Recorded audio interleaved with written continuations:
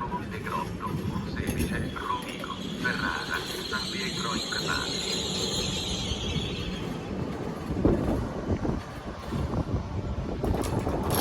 Il 390 velocità Frecciargento, 97, 31 di Trenitalia, delle ore 16:12, proveniente da Milano Centrale e in arrivo binario 6, invece da binario 13. Attenzione! Allontanarsi dalla linea gialla. PFD2. È necessario avere con sé anche la certificazione per le base Covid-19 su treni alta velocità e intercity.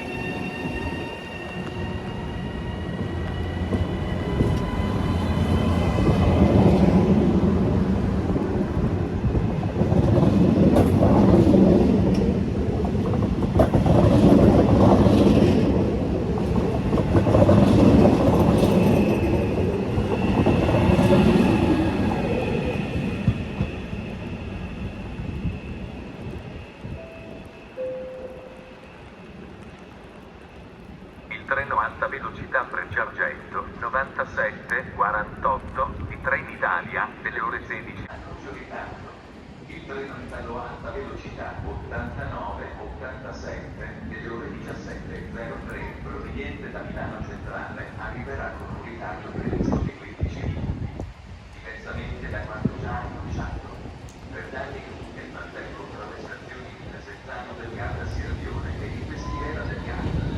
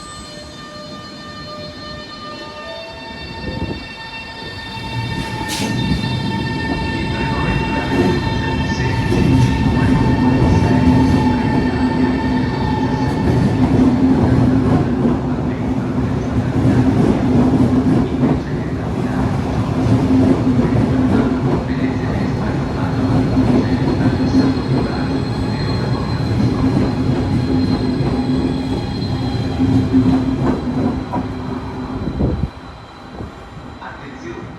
Treno in arrivo al binario 13. Allontanarsi dalla linea gialla.